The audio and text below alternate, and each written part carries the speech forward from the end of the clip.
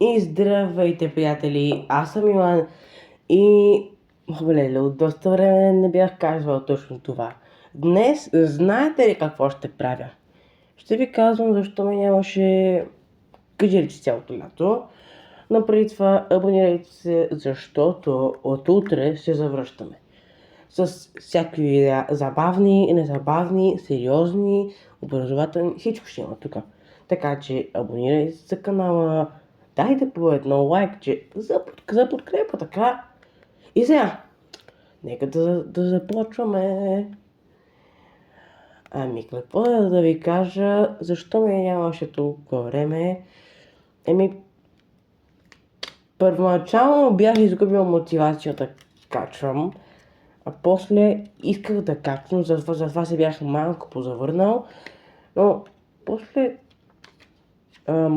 си реших, че искам да си дам една почивка, кратка или дълга. Затова ме нямаше, кажи речи, няколко седмици. Така че реших просто една почивчица да си дам от всичко. През това лято се случиха много неща. Като човек се промених. Не знам дали е за добро или за лошо. И естествено, уменията ми за хакер станаха все по-силни и по-силни.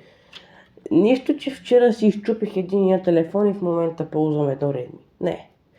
Това са само подробности. Но да, сериозно сега. През това лято наистина много неща се случиха. С много хора се запозна, с много хора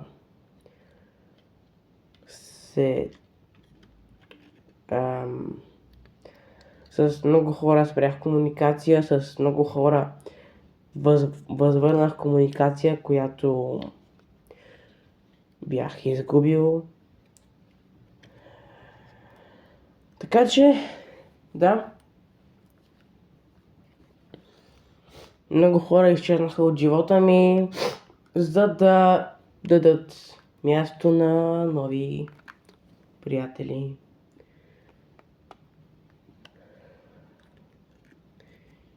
И да, както казах, промених се много. И не знам дали е за добро или за лошо. Самопровъзгласили се аз за хакер, наистина ставам все по-хакерски, така да го наречем, защото просто вече много неща започвам да правя. Естествено, само от телефона, още от компютъра не правя почти нищо. Но съвсем скоро може и там да почна да правя нещо. Също съм в процес на изучаване на клавиатурата на телефона, защото забелязах, че много незрящи пишат като запомнят местата на буквите и ги надзелват, затова реших аз да се пробвам и като цяло получавам и сега знам къде е интервала на клавиатурата на Microsoft, знам и къде е запетаята, с която се активира това за изписване с глас. Знам как да сменям. Много неща знам горе-долу, но както знаете всички, човек се учи докато е жив. Аз като човек знам, че знам много малко от цялото нещо, което е много. И да, като цяло канала ми скоро не смятам да му променя името. Само потребителското име може да го... Преглед назад на камера. Стоп бътен. Бътен дъбъл тап 04. Преглед назад. Стоп бътен дъбъл 0. Стоп бътен. Да го погледна, но не се знае. Между другото, знаете, че Talkback ми чете всичко по екрана. Вече не е така. Вече имам едно друго нещо, което се казва Commentary Screen Reader. Мога да ви пратя линк, ако някой поиска. Също имам и една друга достъпност, Prudence Screen Reader, просто не е инсталирана на този телефон. Като цяло имам си джаджи, които още повече ми улесняват живота.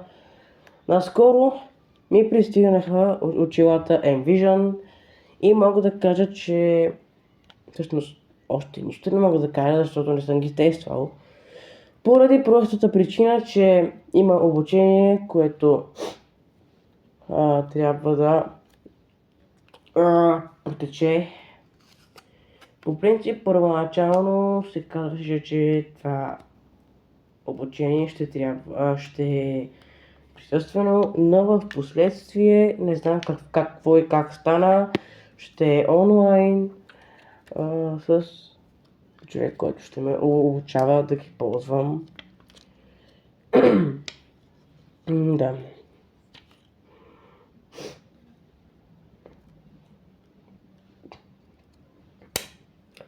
През това лято се случиха много вълнуващи неща. Неща, които може би не трябва да се случват. Сега не искам точно да казвам какви, но нещата, които не трябваше да се случват, ме научиха на уроци, че не трябва да се доверявам на някои хора. Толкова много, защото накрая разбираш някои работи. Моля някой да не ме пита за какво иде реч,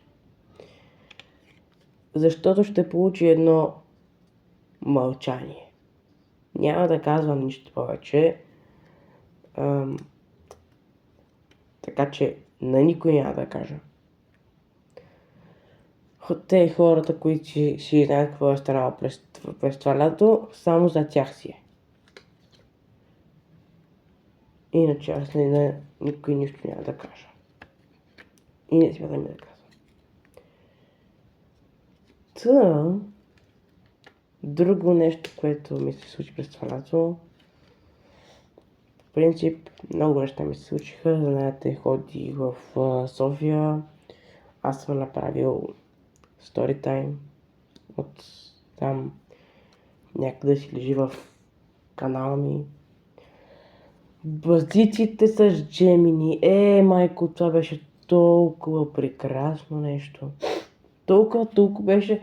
Но да ви кажа, от тогава насам са подобрили Gemini. Много. Наистина много. И е много тъпо, че на някои от телефоните, които са по-старички, го няма това нещо. Много е тъпо за преговори. Така де. Преглед на задна камера. Стоп бътен. Стига де. То така де. Искам да ви кажа едно голямо благодарност на всичките ми абонати. 61 на брой. Дано тази година да стигнем 100 абоната. Зависи изцяло от мене и аз ще се постарая това нещо да стане, като качвам образователни клипове и клипове, които са така смешни, може би забавни. Пародийки някакви може би ще правя. В този канал ще има всичко по малко. Естествено ще има митовете, за които никой не говори. Много ясно, ако няма това нещо, буквално канал ми няма да е жив. Първият епизод събра много гледания. Аз даже не се постарах, смисъл. Снимах го когато бях на една разходка. Епизода ми отне половин час да го снимам. Много. Така да е половин час да го снимам. Беше изцяло на памет. И ми се спеше зверски много тогава. Извинявам се на всички, които са останали разочаровани от него, просто много ми се спеше тогава и не го бях направил като хората. Така че, да. Ами като цяло това е. Аз не знам какво друго да ви кажа. Това за хазарта. Вижте сега, на мене аз не съм участвал в това нещо. Аз казах, че ще дам връзки към този човек, че ще дам връзки, но така и не ги дадох. Знаете ли що? Защото забравих, за жалост, забравих да дам връзките, но ако някой още иска да се включи към това нещо, което май е минало вече, за жалост. Имейлът му беше paralийски999@gmail.com. Ако има някакви други такива проекти, си ги запишете. Съжалявам, че не беше толкова ясен клипа, просто не бях сигурен за какво и да реч много, но знаех, че не е фалшиво. Нямаше едни от най-големите ютубъри в България да го рекламират това нещо, ако беше фалшиво. Така че го рекламирах и аз. Но информацията ми не беше нещо много точна. И заради това никой, може би от моя канал, не участва в това нещо.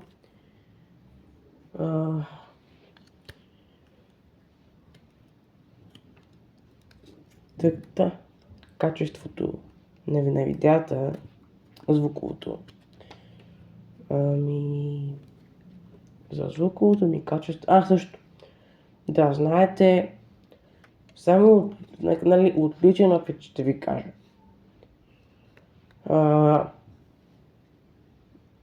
Не си давайте профилите на случайни хора, с които сте се запознали в интернет.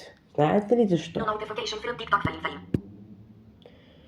Защото аз така ще ти бях дал паролата за имейла и за имейл. И знаете ли какво стана? Анулираха ми с приложението Център за намиране. Ми анулираха 3 телефона. Аз съответно анулирах 2. Но честно ви казвам, това да ти анулират телефоните е отвратително, защото де факто те ти взимат всичко, смисъл, взимат ти телефоните, взимат ти... Какво говоря, бе? В смисъл, изтриват си всичко, само се чува едно изтриване на данни. Клон, айде, няма данни вече, Васе. Няма данни. С 300 зора си оправих почти всички телефони, защото да... Сега снимам с едно Redmi, което този клип го снимам с него поради простата причина, че той в момента де факто ми е единственият телефон, защото другите ми телефони просто вече са на фабрични настройки, а пък Samsung ми, който що годе го оправих. Вчера, без да искам, му разбих слота за SIM карта и е на ремонт. Така че да, много внимавайте на кой ще давате паролите, защото накрая ще се окаже, че сте ги дали на неподходящ човек.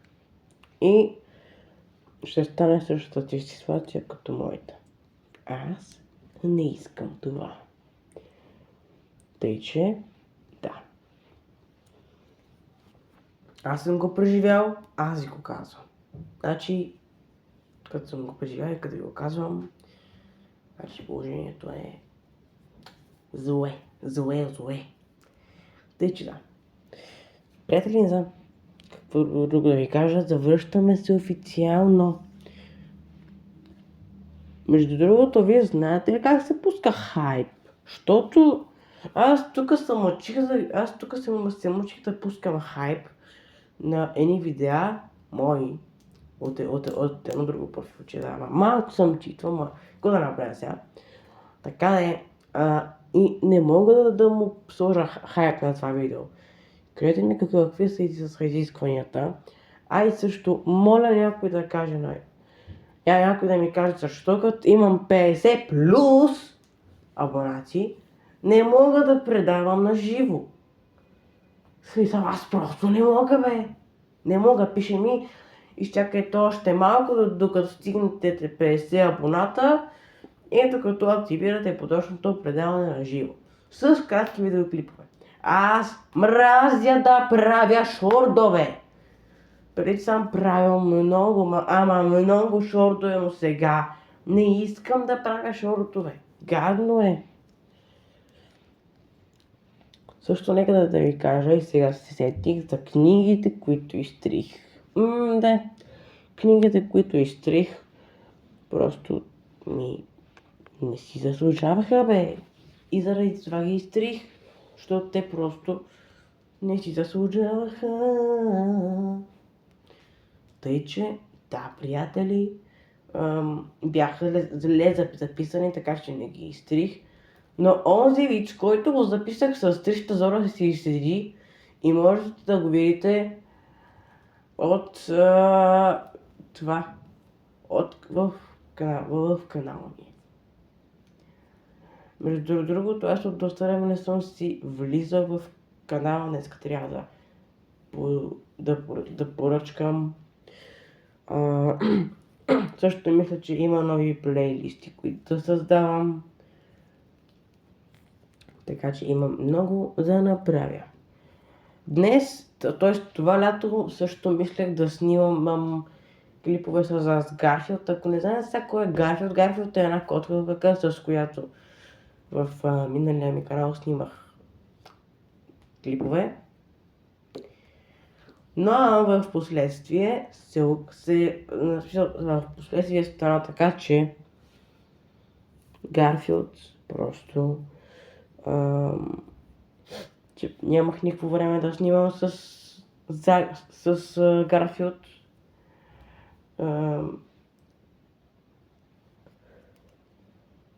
Така че да, нямах време, и после това Гарфилд вече е много залинял и не е като истинския Гарфилд.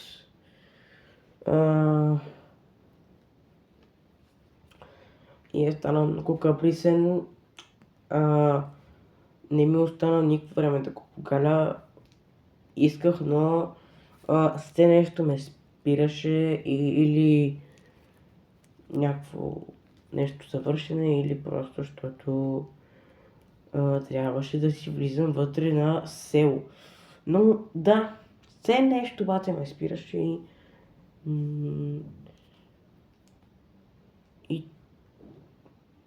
и така и не направих нито едно видео, нито едно. Другото лято ви обещавам, че ще има поне 10 видеа с Гарфилд, защото от другото лято пак ще сме си на село и това вече тогава няма да съм този, който бях това лято. Ще съм съвсем различен човек. Ще си показвам главата малко повече навън, защото аз това лято не бях много навън, но да. Ще излезем малко повече навън, ще видя малко повече след природата. И да. Поне така си мисля. Повярвате, това или е само на думи, или ще стане, но не се знае кога. Тъй, че да, дано да не е само на думи и дано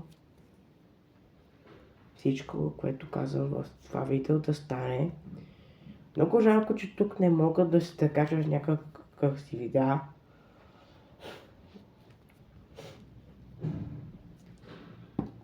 защото мислех това видео да го закача някакси и да видя другата година дали съм се справил с зарачите си, които съм си поставил, но не може да стане това нещо. Също ми кажете, искате ли Стоп бътен.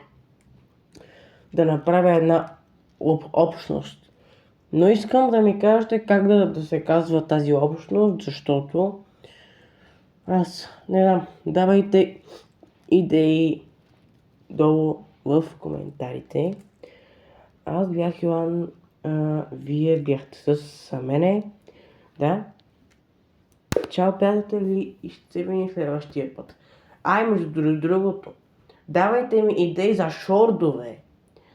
Защото искам да направя там 10-15 шорда и най-после това предаване на живо да ми